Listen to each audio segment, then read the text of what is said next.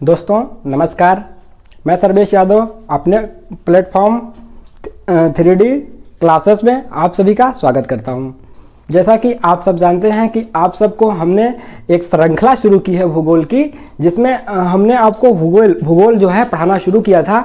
उसमें मैंने part 1, part 2, part 3 जो है कंप्लीट कर दिया है। जो हमारा अगला पार्ट है चौथा, क्योंकि हम कल बोल दिए थे कि ये पूरा हो गया था, लेकिन नहीं, जब हमने देखा तो कुछ चीज़ें छूट गई थी, इसलिए हमने सोचा नहीं, हमें जो है पूरा कंप्लीट भूगोल यानी कि भारत का परिचय। जब आप जो है भारत का परिचय, आप कोई भी एग्जाम दे रहे हो, मैं ये नहीं कहता कि आप यूपीएससी दे रहे हो, लेकिन आप जो है स्टेट लेवल का कोई भी एग्जाम दे रहे हो, एसएससी एमटीएस दे रहे हो, एसएससी जीडी दे रहे हो, या फिर टेट सुपर टेट दे रहे हो, तो ऐसे एग्जाम से जो क्वेश्चंस हैं शायद हमारे वीडियो से बाहर जाए जो है, क्योंकि मैंने पूरा जितना भी क्वेश्चन जो है बनता है इस चैप्टर से, जितना भी क्वेश्चन बनता है सब जो है आपको मैंने बताया है। मैंने देखा तो कुछ जो है चीज़ें छूट रही थी, तो मैंने पूरा प्रयास किया कि जो है पूरा वीडियो आप लोगों को एक कंप्लीट सिलेबस जो है दूं। तो इसी के आधार पर आज मैंने कोई नया चैप्टर नहीं लिया, मैंने उसी चैप्टर को जो है आज पूरा कराना चाहा। तो ठीक है दोस्तों, चलिए आपको ले चलते हैं टॉपिक पे और बताते हैं। आप देख रहे होंगे भारत का मैप आपके सामने है, और आपको हम रिवाइज कल से जोड़ते हैं। कल हमने आपको क्या बताया था? कल हमने आपको बताया था जैसे हमारा जो भारत है, पहले वीडियो में हमने तो सामान्य बातें आपको बताई थी कि भारत का कौन सा राज्य है, इसके बाद उसमें कितने यूटी हैं यानी कि कितने यूनियन टेरिटरी हैं। इसके बाद फिर हमने अगले वीडियो में बात किया था कि भारत का जो ये स्थलीय क्षेत्र है, स्थलीय सीमा, कौन कौन से देश हैं। तो अगर आपको याद हो, मैंने बताया था कि 7 ऐसे देश हैं जो भारत के स्थलीय जो है सीमा साझा करते हैं। इसके बाद फिर मैंने आपको उसके बारे में बताया था कि कौन सी लाइन है, जैसे भारत और चीन के बीच कौन सी लाइन है, भारत और चीन के बीच माफ कीजिएगा, भारत और चीन के बीच मैकमोहन रेखा है। इसके बाद फिर बात करते हैं आगे, चलिए। तो फिर क्या एक जो है यहाँ हम बताए थे कि म्यांमार जो है म्यांमार को भारत से क्या अलग करता है, तो म्यांमार को भारत से एक पर्वत अलग करता है। इसके बाद फिर जो है हम देखते हैं आगे कि यहाँ पे क्या था, नेपाल था, तो नेपाल भी जो है सीमा साझा करता है भारत के साथ। इसके बाद जो है एक यहाँ पे पाकिस्तान और जो है अफगानिस्तान के बीच सीमा बनाता है, उसको कहते हैं डूरन लाइन। और भारत और पाकिस्तान के बीच मैंने आपको बताया था रेड क्लिफ जो लाइन है, वो जो है सीमा बनाती है। तो इस तरह से मैंने आपको दूसरे वीडियो में ये सब बताया था। इसके बाद फिर कल वाले वीडियो में मैंने बताया था कि जो भारत का तटीय क्षेत्र है, जो भारत के तटीय राज्य हैं और जो भारत के तटीय केंद्र शासित प्रदेश हैं, तो उसके बारे में। और हाँ, एक क्वेश्चन वहां से छूट गया था कि सबसे ज्यादा अगर क्वेश्चन आपसे पूछा जाता है कि तटीय कौन सा राज्य है जो तटीय आधार पर सबसे ज्यादा सीमा साझा करता है, सबसे लंबी सीमा बनाता है, तो कौन सा राज्य है? आप देखिएगा गुजरात, अगर आप देख रहे हैं ये गुजरात है, तो ये जो है इसका जो तटीय क्षेत्र है ये सबसे ज्यादा है। तो आपसे यहाँ से क्वेश्चन पूछा जाता है कि तटीय आधार पर कौन सा राज्य है जो सबसे ज्यादा सीमा बनाता है, तो ये क्वेश्चन हो जाता है आपका गुजरात। इसके बाद फिर ये क्वेश्चन पूछा जाता है सबसे कम कौन सा राज्य है जो सबसे कम सीमा बनाता है, तो आप देखते हैं एक छोटा सा यहाँ पे क्या है, छोटा सा राज्य क्या है, यहाँ पे गोवा है, तो गोवा जो है सबसे कम सीमा साझा करता है। तो ये जो दो क्वेश्चन जो कल छूट गए थे, ये दोनों क्वेश्चन उसी टॉपिक से थे, तो ये दोनों क्वेश्चन मैंने आपको पहले कंप्लीट करा दिया। फिर चलते हैं आज की टॉपिक पर। आज की टॉपिक पे हम शुरुआत करते हैं। तो जैसे कि आपको हम बताए थे कि क्या एक दिन आपको हम बताए थे क्या, ग्लोब, आपको ग्लोब जो है क्या बताए थे, ग्लोब। और ग्लोब में जो है हम आपको क्या बताए थे, जैसे ये आपका ग्लोब हो गया, ये ग्लोब हो गया आपका। इसके बाद हम आपको बताए थे कि मान लो कि ग्लोब से अगर हम देखें तो भारत की स्थिति, यहाँ से मैंने भारत की स्थिति आपको बताई थी, जैसे कि भारत की स्थिति, तो भारत है अपना कहाँ पे स्थित है, भारत यहाँ पर स्थित है। तो यहाँ से भारत यहाँ पर स्थित है, तो यहाँ पर आपको लाइन बताए थे क्या, ये 3 लाइन आपको बताए थे, याद होगा आपको। हम आपको तीसरी वीडियो में ये सब सारी चीजें बता चुके हैं। इसको क्या कहते हैं, इसको कहते हैं इक्वेटर, इसको क्या कहते हैं, इक्वेटर। और हाँ, एक चीज आपको और बता दें, इक्वेटर को अगर हम हिंदी में कहें तो इसको हम क्या कहते हैं, इसको हम 3 नाम से जानते हैं। हमें ये इक्वेटर इंग्लिश में है, लेकिन इसको भी हमें ध्यान में रखना है, क्योंकि कभी कभी पेपर में पूछ लेता है इक्वेटर के बारे में, तो आपको हिंदी इंग्लिश दोनों यहाँ पे जानना होगा। इसके बाद इसको हम और 2 नाम से हिंदी में जानते हैं। जैसे मान लो इसको हम कहते हैं क्या, भूमध्य रेखा। इसको हम क्या कहते हैं, भूमध्य रेखा। तो इसके बाद क्वेश्चन पूछ लिया जाता है कि भूमध्य रेखा को हम और किस नाम से जानते हैं। तो आपकी जानकारी के लिए बता दूं कि भूमध्य रेखा को हम विषुवत रेखा के नाम से भी जानते हैं, विषुवत रेखा के नाम से भी जानते हैं। तो इस तरह से ये है इक्वेटर, और इक्वेटर को हम क्या है, इक्वेटर को हम जो है भूमध्य रेखा और इक्वेटर को हम विषुवत रेखा 2 नामों से जानते हैं। ये भी आपके जहन में होना चाहिए। चलिए ठीक है, इसके बाद आपको ये बताए थे हम tropic of cancer. Tropic of cancer क्या होता है, ट्रॉपिक ऑफ कैंसर जो है वो होता है मकर रेखा को हम क्या कहते, माफ कीजिएगा, कर्क रेखा को हम क्या कहते हैं, ट्रॉपिक ऑफ कैंसर। इसके बाद बात करते हैं ये उत्तरी, ये हमारा जो इक्वेटर है इसके ऊपरी वाले भाग को हम क्या कहते हैं, उत्तरी गोलार्ध। ऊपरी वाले भाग को हम क्या कहते हैं, उत्तरी गोलार्ध। इसके बाद निचले वाले भाग को हम क्या कहते हैं, दक्षिणी गोलार्ध। तो उत्तरी गोलार्ध में जो ये लाइन है, जो ये रेखा गई है, इसको क्या कहते हैं हम, ट्रॉपिक ऑफ कैंसर, यानी कि इसको हम कहते हैं कर्क रेखा। इसके बाद जो ये रेखा गई है, इसको हम कहते हैं ट्रॉपिक ऑफ कैप्रिकॉर्न, और ये जो है क्या है, ये जो है मकर रेखा है। ये क्या है, मकर रेखा है। लेकिन अब आपको ये देखना है कि ये हमारा भारत है, ये हमारा भारत है यहाँ पे। तो ये कर्क रेखा भारत के किन किन राज्यों से होकर गुजरती है, कर्क रेखा जो है भारत के किन किन राज्यों से होकर गुजरती है। तो आपको पता होगा कि भारत का जो सबसे पश्चिमी राज्य है क्या है, गुजरात है। तो जो पश्चिमी राज्य है वो गुजरात है। तो आप देख रहे हैं ग्लोब में जो कर्क रेखा है, अगर हम ग्लोब में देखें तो कहाँ से आ रही है, यहाँ से आ रही है। तो यहाँ से जो है शुरू होती है, इसके बाद यहाँ से चलना आरंभ करती है। तो सबसे पहले कहाँ प्रवेश करती है, सबसे पहले जो है हमारे गुजरात में। तो देखिए आप मैप, अब वहां से आके हम आपको बता रहे हैं कर्क रेखा। पहले आपको हम क्या बताए थे, इक्वेटर हो गया, ट्रॉपिक ऑफ कैंसर हो गया। तो ट्रॉपिक ऑफ जो कैंसर है वो घूमकर ऐसे आती है। तो यहाँ से शुरू होती है, तो सबसे पहले कहां पे एंटर करती है, सबसे पहले गुजरात में। गुजरात के बाद फिर आगे आती है, इसके बाद ये क्या है, राजस्थान। गुजरात के बाद राजस्थान, राजस्थान के बाद कहां पे आती है, फिर मध्य प्रदेश। मध्य प्रदेश के बाद कहां आती है, छत्तीसगढ़। छत्तीसगढ़ के बाद कहां पे आती है, झारखंड। झारखंड के बाद कहां पे, पश्चिम बंगाल। पश्चिम बंगाल के बाद कहां पे, त्रिपुरा। इसके बाद मिजोरम। यानी कि जो कर्क रेखा है, ट्रॉपिक ऑफ कैंसर है, वो भारत के 8 राज्यों से होकर गुजरती है। यानी कि कर्क रेखा भारत के 8 राज्यों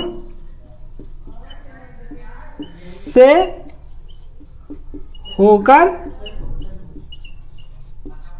गुजरती है। तो सबसे पहला जो क्वेश्चन बनता है वो पूछता है कि कर्क रेखा भारत के कितने राज्यों से होकर गुजरती है। तो आप क्या बताएंगे, भारत के 8 राज्यों से होकर गुजरती है। इसके बाद आप यहां देख लीजिए, मान लो एक ट्रिक जो थी, ट्रिक हम आपको बताए थे क्या, गमछा झार मित्र पर।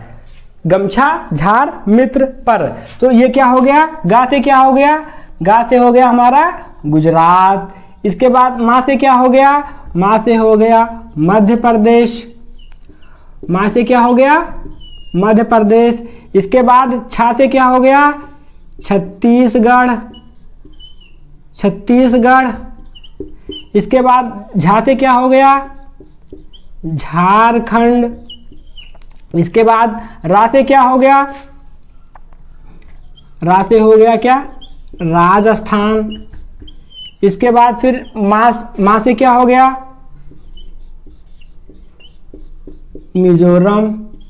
इसके बाद त्रा से क्या हो गया, त्रिपुरा। इसके बाद पा से क्या हो गया, पश्चिम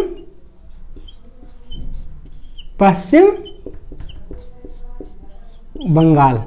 तो ये 8 ऐसे राज्य हैं जिनसे होकर क्या, कर्क रेखा गुजरती है। लेकिन जब आपसे क्वेश्चन पूछता है, मान लो आप किसी एग्जाम, कोई एग्जाम देने गए हैं, तो आपसे पूछेगा कि कर्क रेखा भारत के किन राज्यों से होकर नहीं गुजरती है। क्वेश्चन क्या पूछता है, कर्क रेखा भारत के किन राज्यों से होकर नहीं गुजरती है। ऑप्शन में दे देगा गुजरात, मध्य प्रदेश। ऑप्शन पहले दे देगा गुजरात, फिर दे देगा मध्य प्रदेश, फिर दे देगा छत्तीसगढ़, तो चौथा ऑप्शन दे देगा उत्तर प्रदेश। तो आप क्या बताएंगे कि उत्तर प्रदेश से होकर कर्क रेखा नहीं जाती है। बस ऐसे ही वो आपको जो है कोई फंसाने का प्रयास करता है, लेकिन आपको जो उसकी चालाकी है पहले से समझनी होगी। यानी कि क्योंकि आप जानते हैं कि जो कर्क रेखा है वो भारत के 8 राज्यों से होकर गुजरती है। वो कौन से हैं, वो गुजरात हो गया, वो मध्य प्रदेश हो गया, वो छत्तीसगढ़ हो गया, वो झारखंड हो गया, राजस्थान हो गया, मिजोरम हो गया, त्रिपुरा हो गया, पश्चिम बंगाल हो गया। तो ये वही इतने राज्य हैं जितने में क्या कर्क रेखा होकर गुजरती है। तो दोस्तों ये जो हमारा टॉपिक था ये वाला कि कर्क रेखा कितने राज्यों से होकर गुजरती है, ये पूरा हो गया। अब आपको हम बताते हैं आगे।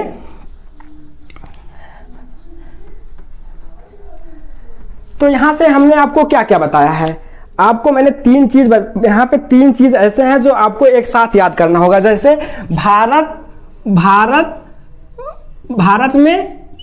में कर्क रेखा, भारत में कर्क रेखा कितने राज्यों से गुजरती है। तो आप बताएंगे कितने राज्यों से, 8 राज्यों से। इसके बाद फिर आपको ये लिंक करके, जैसे आपको अगर याद करना होगा तो ऐसे आप भूल जाएंगे, लेकिन आप लिंक करके याद करेंगे तो चीजें आपको बहुत जल्दी याद होंगी। हम आपसे पूछते हैं भारत का जो तटीय क्षेत्र है उसमें कितने राज्य आते हैं। तो आप क्या बताएंगे, कल आपको मैंने बताया था जो भारत का तटीय क्षेत्र है उसमें कितने राज्य आते हैं। तो आप क्या बताएंगे, जो तटीय राज्य हैं भारत के कितने हैं। मान लो ये भारत हो गया, इसके जो तटीय राज्य हैं कितने हैं, 1 2 3 4 या 5।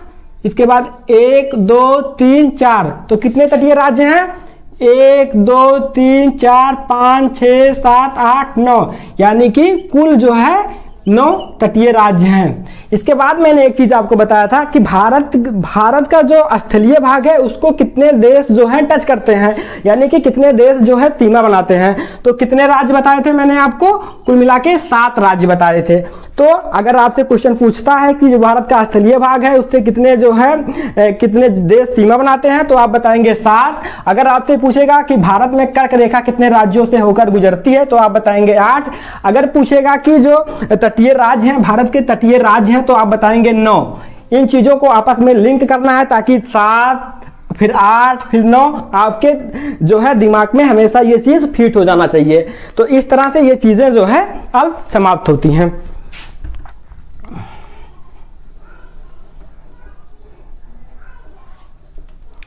अब आपको हम बताते हैं जो भारत के तटीय राज्य हैं, हम आपको बताते हैं जो भारत के तटीय राज्य हैं उनके तट को किस नाम से जाना जाता है। जो भारत के तटीय राज्य हैं उनको किस नाम से जाना जाता है।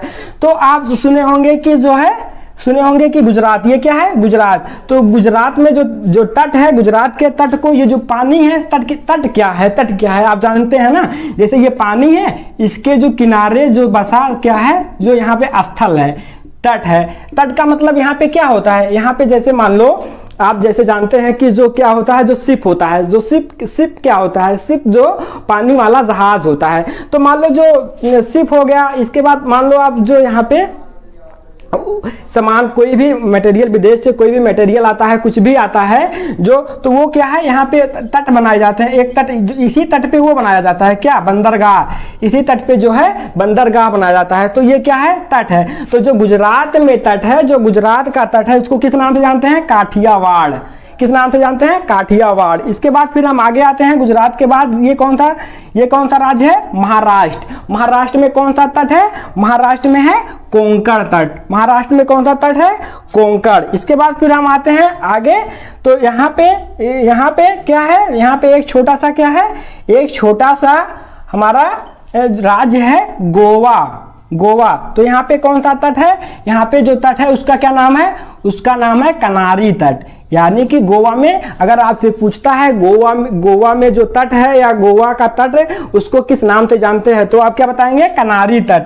इसके बाद देखते हैं एक तट और है क्या, केरल। बहुत ज्यादा पूछा जाता है ये कि केरल के तट को किस नाम से जानते हैं, तो आप कहेंगे मालाबार तट। और अच्छा ठीक है, मतलब केरल के तट पर क्या पाया जाता है, अगर आपसे क्वेश्चन पूछ लेता है कि केरल के तट से क्या पाया जाता है, तो क्या पाया जाता है यहाँ पे पाया जाता है मोनाजाइट। यहाँ पे पाया जाता है मालाबार, जिप्सम पाया जाता है, जिप्सम में क्या मिलता है, मोनाजाइट। तो कहाँ पे मिलता है, मालाबार के तट पर। ये चीजें भी आपको याद रखनी है। इसके बाद फिर हम आ जाते हैं, आगे देखते हैं तमिलनाडु का जो तट है, तमिलनाडु का जो तट है वो जो है कितना है, उसको क्या कहते हैं, उसको हम कोरोमंडल तट कहते हैं। इसके बाद फिर आ जाते हैं हम कहाँ पे, आंध्र प्रदेश में। जो आंध्र प्रदेश का तट है उसको हम कौन सा तट कहते हैं, उसको उत्तरी सरकार के तट के नाम से जानते हैं। जो आंध्र प्रदेश का तट है उसको किस नाम से जानते हैं, उसको हम उत्तरी सरकार के नाम से जानते हैं। इसके बाद फिर हम आते हैं उत्तरी सरकार के थोड़ा ऊपर आते हैं, तो ये क्या है, उड़ीसा। और उड़ीसा का जो तट है उसको जो है हम उत्कल के नाम से जानते हैं, उत्कल के नाम से जानते हैं। तो हमें पूरा विश्वास है कि ये चीज आपको समझ में आया होगा। एक बार फिर से हम आपको रिवीजन करा देते हैं। तो गुजरात का जो तट है उसको किस नाम से जानते हैं, काठियावाड़। और इसके बाद गुजरात के बाद आते हैं कहाँ, महाराष्ट्र में जो तट है इसको किस नाम से जानते हैं, कोंकण। इसके बाद फिर आते हैं गोवा में जो तट है इसको किस नाम से जानते हैं, कनारी। इसके बाद फिर आ जाते हैं केरल में जो तट है उसको किस नाम से जानते हैं, मालाबार। यहाँ क्या पाया जाता है, जिप्सम। इससे क्या प्राप्त होता है, मोनोजाइट। ये चीजें जो है लिंक करके आपको अपने दिमाग में रखना है। मालाबार तट में क्या पाया जाता है, मोनोजाइट। इसके बाद फिर आगे आते हैं कोरोमंडल तट कहाँ पे है, ये जो है तमिलनाडु का तट है। इसके बाद फिर आते हैं कहाँ पे, आंध्र प्रदेश में कौन सा जो तट है उसको क्या कहते हैं, उत्तरी सरकार। इसके बाद उसके ऊपर आते हैं, उसके ऊपर क्या है, उड़ीसा है। उड़ीसा में कौन सा तट है, उत्कल। आप सुने होंगे राष्ट्रगान में ये शब्द जो है यूज, उत्कल बंग करके कुछ जो है राष्ट्रगान में यूज होता है। तो ये चीज कहाँ पे है, उड़ीसा में। तो ये चीजें आपको वहां से लिंक कर लेनी है। इसी तरह से आपको ये चीजें ध्यान में रखनी है। तो चलिए दोस्तों, ये चीज जो है दूसरा जो हमारा टॉपिक था वो भी पूरा हो गया। अब चलते हैं, आपको आगे बताते हैं कुछ।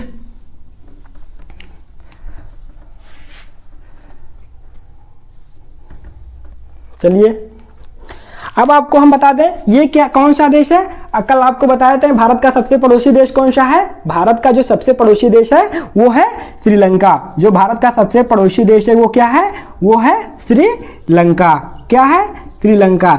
इसके बाद फिर जो है अगर हम पूछते हैं भारत का दूसरा सबसे पड़ोसी देश कौन सा, क्वेश्चन आता है, क्वेश्चन आपसे पूछा जाता है कि भारत का दूसरा सबसे पड़ोसी देश क्या है, तो आप क्या बताएंगे, श्रीलंका के बाद यहाँ पे क्या आता है, यहाँ पे सुमात्रा आता है। क्या है, सुमात्रा एक क्या है, द्वीप है। सुमात्रा क्या है, एक द्वीप है। इसके बाद यहाँ पे कौन सा देश है, यहाँ पे है इंडोनेशिया। यहाँ पे क्या है, इंडोनेशिया। जो इंडोनेशिया है वो क्या है, वो भारत का दूसरा सबसे पड़ोसी देश जो है इंडोनेशिया है। इसके बाद हम आपको बात करते हैं आपसे कि जैसे श्रीलंका यहाँ पे है तो भारत और श्रीलंका के बीच की जो दूरी है क्या है, 18 समुद्री मील है, 18 समुद्री मील है। इसके बाद एक चीज यहाँ से आपको बहुत पूछा जाता है, आपको हम यहाँ क्लियर कराना चाहते हैं कि भारत को श्रीलंका से क्या अलग करता है। भारत को श्रीलंका से क्या, तो जो अलग करता है, एक जल संधि यहाँ पर बनती है। यहाँ पे क्या बनती है, यहाँ पे एक जल संधि बनती है। यहाँ पे एक जल संधि बनती है, उसको हम क्या कहते हैं, उसको हम कहते हैं पाक जल संधि। उसको क्या कहते हैं, पाक जल संधि। क्या कहते हैं, पाक जल संधि। लेकिन ये जो है ये क्वेश्चन जो है 2019 में यूपीपी के पेपर में पूछा गया था। भारत और श्रीलंका को अलग करने वाली जल संधि का नाम क्या है, यानी कि भारत और श्रीलंका को क्या अलग करता है। आपसे क्वेश्चन पूछता है भारत और श्रीलंका को कौन जल संधि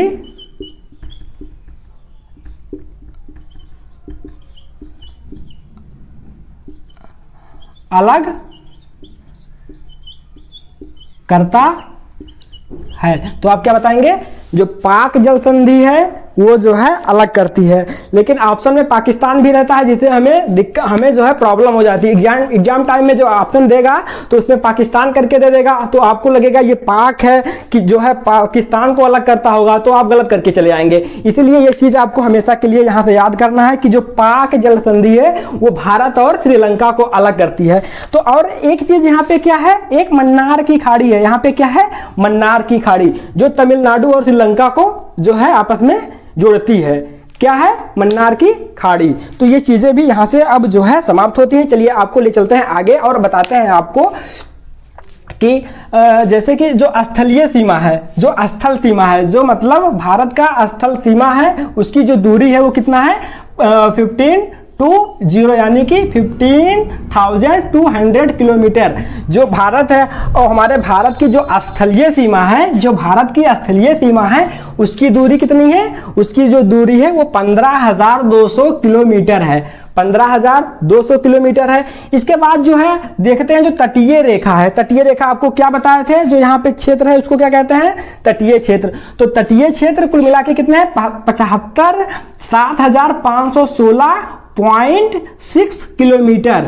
जो तटीय रेखा है वो कितना है, 7,516.6 यानी 0.6 किलोमीटर।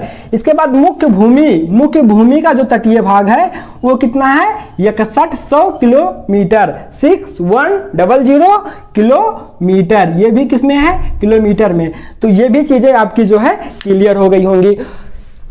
तो यहां से आने वाला कोई भी क्वेश्चन आपका गलत नहीं होना चाहिए, क्योंकि मैंने बहुत मेहनत के साथ जितना भी पॉइंट यहां से था, जितने भी क्वेश्चन यहां से आपसे पूछे जाते हैं, उन सारे क्वेश्चन को मैंने आपके समक्ष रखा है। अब देखना है कि आप जो है क्वेश्चन को कितने अच्छे से करते हैं और आप वीडियो को कैसे देखते हैं। और जो है दोस्तों, जैसा कि हम आपको बता दें कि एक सूचना है, जो कल हम वीडियो हमारा अपलोड हुआ था, उसमें कुछ टेक्निकल इशू आ जाने के कारण वीडियो जो है सही से, जो हमारे यहाँ टेक्निकल देखते हैं जिसके ऊपर पूरी जिम्मेदारी होती है, उन्होंने गलती की, कहीं से जो है उसका ब्राइटनेस जो है ज्यादा हो गया था। वो खास करके किशन जो है वही है हमारे, कभी उनको जो है यहाँ पे लाएंगे सामने तो आप देखेंगे उनकी गलती की वजह से वो जो है वीडियो उसमें फॉल्ट हुआ था। तो उसके लिए आपसे हम क्षमा चाहते हैं। और ठीक है, आगे जो है हम आपको बताते हैं। आपको क्या बता रहे थे, तो स्थल सीमा के बारे में बता रहे थे, कितना है, 15,200 किलोमीटर। इसके बाद तटीय रेखा कितना है, 7516.6 किलोमीटर। इसके बाद मुख्य भूमि के तटीय भाग कितना है, 6100 किलोमीटर। ये था जो है। इसके बाद आपको बताते हैं आगे। तो जैसा कि हम आपको बता दें कि आपको अब यहाँ पे क्या है, ये कौन सा राज्य है, ये लद्दाख है। इसके बाद ये क्या है, ये यहाँ पे क्या है, कन्याकुमारी। ये जो कन्याकुमारी, ये जो केरल है, केरल के जो सबसे निचला हिस्सा है, यानी भारत का जो सबसे निचला हिस्सा क्या है, कन्याकुमारी। कन्याकुमारी। और भारत का सबसे ऊपरी हिस्सा, भारत का सबसे ऊपरी हिस्सा क्या है, ये क्या है, इसको हम किस नाम से जानते हैं, जम्मू कश्मीर में है, लेकिन जम्मू कश्मीर में हम इसको किस नाम से जानते हैं, इसको हम इंदिरा काल, इसको किस नाम से जानते हैं, इंदिरा काल, इसको हम इंदिरा काल के नाम से जानते हैं। इसके बाद फिर जो है इसको हम किस नाम से यहाँ जानते हैं, कन्याकुमारी। कन्याकुमारी भारत का सबसे जो निचला बिंदु है क्या, कन्याकुमारी। और अगर पूछता है कि सबसे अंतिम बिंदु क्या है, सबसे अंतिम बिंदु क्या है, तो ये जो है इंदिरा पॉइंट होता है, इंदिरा पॉइंट। ये इंदिरा पॉइंट कहाँ से लिया गया है, ये जो है बे ऑफ बंगाल, यानी कि जो हमारा एक जो है यूटी, यानी कि एक हमारा केंद्र शासित प्रदेश क्या है, अंडमान निकोबार द्वीप समूह। तो आपको पता है ये जो है यहाँ पे है, तो इसके यहाँ यानी कि इस बिंदु से लिया जाता है। तो कुल मिलाकर अगर अंतिम बिंदु पूछता है तो क्या होगा, वो इंदिरा पॉइंट। और सबसे ऊपरी पूछता है तो क्या है, ये है इंदिरा काल। इंदिरा काल कहाँ पे है, ये है जम्मू कश्मीर। अब तो क्या हो गया, ये लद्दाख, क्योंकि ऊपरी वाला जो पहले क्या था, जम्मू कश्मीर एक ही स्टेट था, लेकिन इसके बाद जो है जम्मू कश्मीर को क्या कर दिया गया, इंडियन टेरिटरी में डिवाइड कर दिया गया। तो कितने भागों में डिवाइड किया गया, 2 भागों में डिवाइड किया गया। पहला क्या है, लद्दाख, दूसरा क्या है, जम्मू कश्मीर। तो अब जो है ये कहां पे है, अब ये लद्दाख में है। तो इसके बाद बात करते हैं कि क्या बात करते हैं, ये जो गुजरात हमारा है, गुजरात। तो सबसे अगर आपसे फिर क्वेश्चन यहां पर पूछता है कि जो भारत का सबसे क्या पश्चिमी बिंदु है, भारत का सबसे पश्चिमी बिंदु है, इसको हम किस नाम से जानते हैं? तो भारत के सबसे पश्चिमी बिंदु को हम सर्क्रिक नाम से जानते हैं। एक सर्क्रिक रेखा भी है जो है यहाँ से गुजरती है, लेकिन उसी के नाम पे हम यहाँ इसको किस नाम से जानते हैं? सर्क्रिक, सर्क्रिक। इसके बाद फिर बात करते हैं जो भारत का सबसे क्या पूर्वी, जो भारत का सबसे पूर्वी बिंदु है उसको हम किस नाम से जानते हैं? उसको हम किबीथू, किबीथू या फिर वालांगू। इसको जो है ऑप्शन में दोनों आ सकता है, कभी आपको किबीथू दे देगा तो कभी आपको वालांगू दे देगा। तो ऑप्शन के हिसाब से आपको उसमें टिक कर देना है। तो इसके बाद बात करते हैं क्या क्या बचा है। वैसे सब कुछ आपको इस वीडियो में थोड़ा ठीक है। आपको बता दें जनसंख्या, जनसंख्या यानी कि पूरे विश्व की अपेक्षा, अगर पूरे विश्व में तुलना की जाए तो पूरे विश्व की अपेक्षा जो भारत का जनसंख्या है वो कितना है? 17.5 है। कितना है? 17.5 है। और पूरे विश्व में अगर तुलना की जाए भारत का, तो भारत का जो क्षेत्रफल है वो कितना है? 2.42%। ये किसका है? पूरे विश्व का, पूरे विश्व का जो है 2.4% जो है भारत का क्षेत्रफल है। और जनसंख्या जो है पूरे विश्व का 17.5। जो विश्व जो भारत का जनसंख्या है विश्व की सापेक्ष तो कितना है? 17.5 जो है परसेंट। इसके बाद फिर बात करते हैं, अगर हम बात करें भारत में अगर कभी कभी आपसे क्वेश्चन पूछा जाता है कि भारत का जो सबसे बड़ा जिला है, कभी कभी आपसे क्वेश्चन पूछा जाता है कि भारत का सबसे बड़ा जिला, तो अब तक जो है, अब तक कुछ दिन पहले जो भारत का सबसे बड़ा जिला था वो क्या था? कच्छ का रण। अभी जो बुक्स हैं, किसी किसी बुक में ये दिया गया है जो भारत का सबसे बड़ा जिला है वो क्या है? कच्छ का रण है। लेकिन अब इसे चेंज कर दिया गया है। अब जो सबसे बड़ा जिला है वो जो है ये कच्छ का रण नहीं है। अब सबसे बड़ा जिला जो है कहाँ का है? ये जो है लद्दाख का क्या है? ये लेह। जो सबसे बड़ा जिला वर्तमान में है वो है लेह। और लेह जो है किस राज्य में है? लद्दाख में। आपको पता है लद्दाख में जब इसको यूनियन टेरिटरी यानी कि केंद्र शासित प्रदेश में चेंज कर दिया गया तो इसको जो है दो भागों में डिवाइड कर दिया गया था, एक को जम्मू कश्मीर, एक को लद्दाख। तो लद्दाख में सिर्फ 2 ही जिले हैं। लद्दाख में कितने जिले हैं? आपसे मान लो क्वेश्चन अभी जल्द ही ये चेंज किया गया है तो करंट अफेयर में आपसे क्वेश्चन पूछा जा सकता है कि जो कश्मीर को जब डिवाइड किया गया था, कश्मीर को 2 भागों में जब डिवाइड किया था केंद्र शासित प्रदेश में, तो उसके लद्दाख में कितने जिले हैं? तो आप बताएंगे 2 जिला। और यहाँ पर एक जो जिला है वो जो है सबसे बड़ा जिला है। अब बात आती है भारत का सबसे छोटा जिला क्या है? तो भारत का जो सबसे छोटा जिला है वो क्या है? वो है माहे। माहे कहाँ पे स्थित है? माहे जो है केरल में आप जानते हैं यहाँ पर एक जो है यूटी, यहाँ पे एक यूटी जो है पांडिचेरी, जब पुदुचेरी आता है तो उसी में शामिल है ये जो है माहे। ऑप्शन में आपको अगर केरल दिया रहेगा तो आप केरल लगा देंगे, या फिर अगर ऑप्शन में जो है पांडिचेरी दिया रहेगा तो आप पांडिचेरी लगा देंगे। तो इसके बाद फिर बात करते हैं, अगर पूछा जाता है आपसे क्वेश्चन कि जनसंख्या के आधार पर भारत का सबसे बड़ा जिला क्या, माफ कीजिएगा, जनसंख्या के आधार पर कौन सा प्रदेश पहले स्थान पे है? तो आप क्या बताएंगे? जनसंख्या के आधार पर जो सबसे जो है बड़ा राज्य है क्या है? वो उत्तर प्रदेश। उत्तर प्रदेश क्या है? उत्तर प्रदेश। और आपसे क्वेश्चन पूछता है कि क्षेत्रफल के आधार पर सबसे बड़ा जो है राज्य कौन सा? तो आप क्या बताएंगे? कौन सा राज्य है ये? राजस्थान। क्षेत्रफल के आधार पर सबसे बड़ा जो राज्य है वो है राजस्थान। इसके बाद बात आती है कि सबसे छोटा जो राज्य है, यानी कि क्षेत्रफल के आधार पर जो सबसे छोटा राज्य है, हम आपको क्या बताए थे? क्षेत्रफल के आधार पर जो सबसे छोटा राज्य है वो क्या है? वो जो है क्या है? वो गोवा है। क्या है? गोवा। क्षेत्रफल के आधार पर सबसे जो छोटा राज्य है क्या है? गोवा है। इसके बाद फिर बात करते हैं कि क्षेत्रफल के आधार पर सबसे, माफ कीजिएगा, क्षेत्रफल नहीं बल्कि जनसंख्या के आधार पर सबसे छोटा जो है राज्य कौन सा है? तो आप क्या बताएंगे? ये क्या है? ये है सिक्किम। यानी कि क्षेत्रफल, माफ कीजिएगा, जनसंख्या के आधार पे जो सबसे छोटा राज्य है क्या है? सिक्किम। तो इस तरह से। और एक क्वेश्चन और यहाँ से पूछा जाता है, जो अभी आपको जनसंख्या पढ़ाएंगे हम, तो आपको ये चीजें, सारी चीजें अच्छे से बताएंगे, लेकिन अभी जो है कुछ चीजें आपको बता देना चाहते हैं, ताकि आपका जो पहले मान लो ये वीडियो देख रहे हैं, इसके बाद आपका कहीं एग्जाम हो तो आप ये क्वेश्चन ज्यादा पूछा जाता है ताकि गलत ना हो। तो अगर जनसंख्या के आधार पर पूछा जाता है सबसे कम जनसंख्या घनत्व, सबसे कम जनसंख्या घनत्व किस राज्य का है, तो आप क्या बताएंगे? सबसे कम जनसंख्या घनत्व जो है किसका है? अरुणाचल प्रदेश। किसका है? अरुणाचल प्रदेश। तो सबसे कम जनसंख्या घनत्व किस प्रदेश का है? अरुणाचल प्रदेश का। इसके बाद फिर क्वेश्चन आपसे पूछा जाता है सबसे अधिक जनसंख्या घनत्व, सबसे अधिक जनसंख्या घनत्व किस राज्य का है, तो आप क्या लगाएंगे?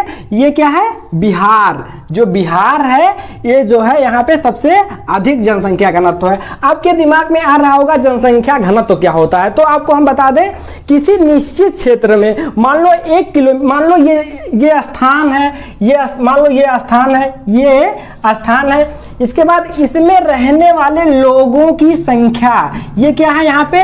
ये क्या है? ये जो है लोग हैं। यहाँ इसमें कितने लोग हैं? यहाँ कितने लोग हैं? तो एक निश्चित क्षेत्र में रहने वाले लोगों की संख्या को क्या कहते हैं? जनसंख्या घनत्व कहते हैं। जैसे ये निश्चित मान लो 1 किलो, वैसे जो परिभाषा दी गई है वो 1 किलोमीटर दी गई है, लेकिन हम आपको यहाँ समझने के लिए बता दे रहे हैं कि किसी निश्चित क्षेत्र में रहने वाले लोगों की संख्या कितनी क्या कहलाती है? जनसंख्या घनत्व कहलाती है। तो इस तरह से हमारा जो पहला चैप्टर हम क्या शुरू किए थे? भारत का सामान्य परिचय। तो वो चैप्टर आज जो है यहाँ पे पूरा हो जाता है। और जो हमारा पहला चैप्टर जब हम शुरू किए थे आपको, तो हम बताए थे कि जब हम भूगोल आपको पढ़ाएंगे तो मैप से आपको पूरा भारत जो है कहीं पे ना कॉपी उठाना है ना पेन उठाना है। उसी के अकॉर्डिंग मैंने आपको एक बार भी नहीं कहा ये चीजें आप जो है लिख लीजिए। मैंने, हाँ, हो सकता है कि एक बार वीडियो देखने से चीजें आपको समझ में ना आए, लेकिन इस वीडियो को जो जब आप 1 बार 2 बार ना समझ में आए तो 3 बार देखेंगे तो चीजें आपको 100% समझ में आएंगी।